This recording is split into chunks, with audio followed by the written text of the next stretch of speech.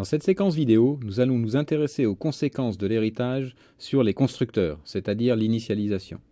Nous avions vu dans une séquence vidéo précédente sur les constructeurs que lors de l'instanciation d'une sous-classe, il nous fallait initialiser les attributs. C'est ce que nous faisions donc par exemple quand on déclare une instance R de la classe rectangle, en passant donc par exemple la largeur et la hauteur.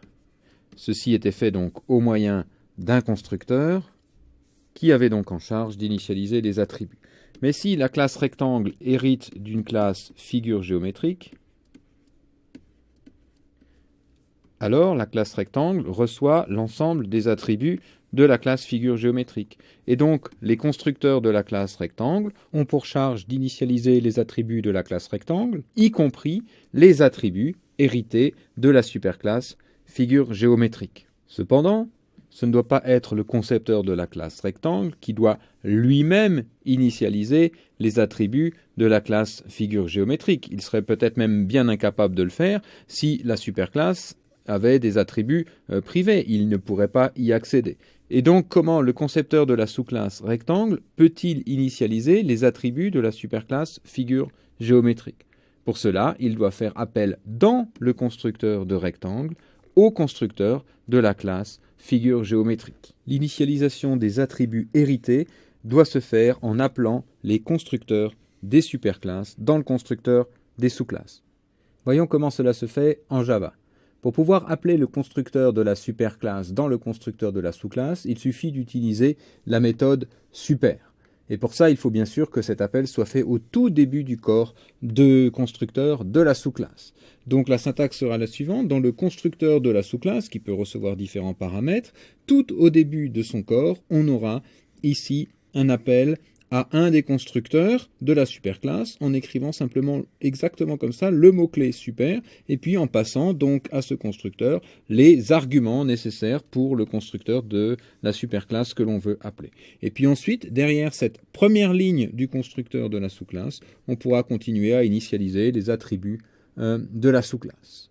À noter que si donc la superclasse admet un constructeur par défaut, il n'est pas nécessaire d'écrire explicitement l'appel au constructeur de la superclasse. Le compilateur se charge pour vous d'appeler le constructeur par défaut de la superclasse. Regardons en détail un exemple. Tout d'abord, si la classe n'a pas de constructeur par défaut, alors à ce moment-là, il faut absolument écrire explicitement l'appel à un des constructeurs de la superclasse.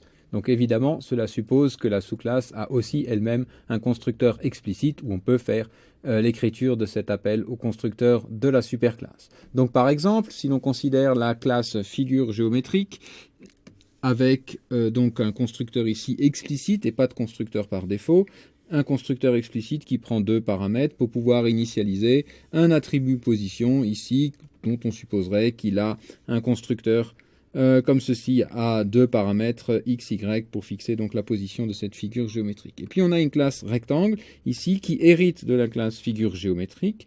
Et donc dans cette classe rectangle, on va avoir un constructeur qui va recevoir les paramètres pour pouvoir initialiser la position de sa superclasse figure géométrique. Un rectangle est une figure géométrique et donc récupère par héritage la position de la figure géométrique. Donc un rectangle aura aussi une position qu'il va falloir initialiser. Et puis bien sûr, comme d'habitude, les paramètres L et H pour pouvoir initialiser ses propres attributs, largeur et hauteur. Et donc ce constructeur ici qui prend ces quatre paramètres va commencer par appeler le constructeur de la superclasse en écrivant le mot-clé super et puis en passant donc ici les deux paramètres, le constructeur de la superclasse qui prend les deux paramètres x et y. Donc ici on va avoir un appel à ce constructeur, lui-même initialisera donc la position. Et puis ensuite, comme d'habitude, on continue en initialisant donc les attributs propres, largeur et hauteur avec les paramètres reçus L et H. Dans le cas où la superclasse figure géométrique a un constructeur par défaut, alors il n'est plus nécessaire de faire un appel explicite au constructeur de la superclasse dans le constructeur de la sous-classe. Donc ici, par exemple, on a notre classe figure géométrique qui a donc un constructeur par défaut, c'est-à-dire un constructeur qui ne prend pas de paramètres, qui initialiserait par exemple la position en 0, 0. Donc dans ce cas-là, la sous-classe rectangle n'a pas besoin de faire un appel explicite au constructeur par défaut et on la munit donc de son constructeur usuel ici qui prend les deux paramètres L et H pour initialiser sa largeur et sa hauteur, mais l'on voit qu'ici, il n'y a pas d'appel explicite au constructeur de la superclasse. En fait, il y a de fait un appel au constructeur par défaut de la superclasse qui est fait automatiquement par le compilateur. À noter, parce que c'est une question qui est parfois posée et que je pense qu'il est intéressant de souligner cette remarque, à noter donc qu'il n'est pas forcément nécessaire d'avoir des attributs supplémentaires dans la sous-classe pour être obligé de redéfinir le constructeur dans la sous-classe. Le constructeur de la sous-classe, même s'il n'y a pas d'attribut spécifique dans la sous-classe, peut aussi servir à faire des appels spécifiques à des constructeurs de la superclasse. Prenons cet exemple où on suppose donc que carré hérite de la superclasse rectangle. Un carré est un rectangle, c'est un rectangle un petit peu particulier qui a la largeur et la hauteur de même taille. Donc dans ce cas-là, on ne va pas introduire d'attributs supplémentaires à la sous-classe carré, mais on va quand même vouloir redéfinir un constructeur spécifique dans la sous-classe. Le constructeur donc ici de la sous-classe carré appellera le constructeur de la superclasse rectangle en l'obligeant à avoir une taille identique pour la hauteur et pour la largeur. À noter que donc dans cette classe carré, il n'y aurait rien de plus que simplement son constructeur ici qui oblige le constructeur de la superclasse à avoir une largeur et une hauteur égales.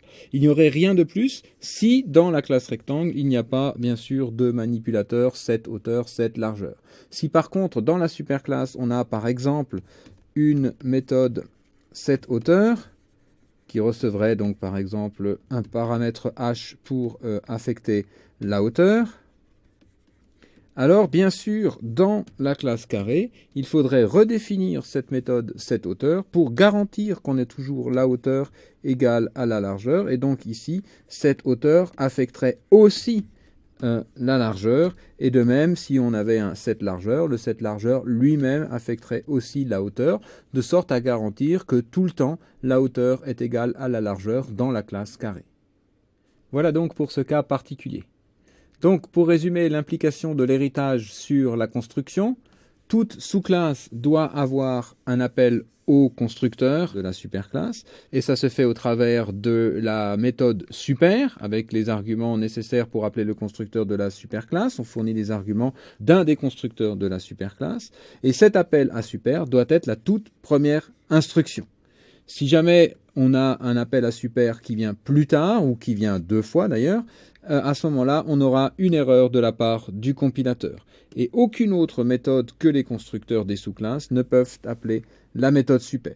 Cet appel à super peut être ignoré si la superclasse a un constructeur par défaut.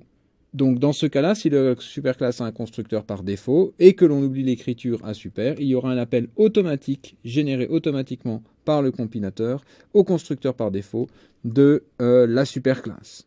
J'en profite pour vous rappeler que donc le constructeur par défaut, c'est-à-dire le constructeur qui ne prend pas d'argument, est un petit peu particulier en ce sens que si on ne l'écrit pas, on a par défaut une version qui est fournie par le compilateur de ce constructeur par défaut, et que dès que l'on écrit un autre constructeur, alors le constructeur par défaut n'existe plus, et si on veut un constructeur par défaut, il faut à ce moment-là le réécrire.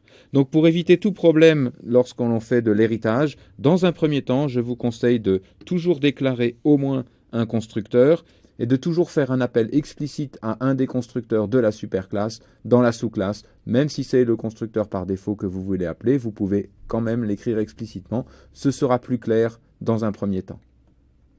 Revenons maintenant en détail sur l'ordre d'appel des constructeurs dans une hiérarchie de classes. Supposons par exemple que nous ayons défini une classe C qui a certains attributs, certaines méthodes, et qui hérite d'une classe B, laquelle a ses propres attributs, ses propres méthodes, et laquelle classe B hérite elle-même d'une classe A avec ses attributs et ses méthodes.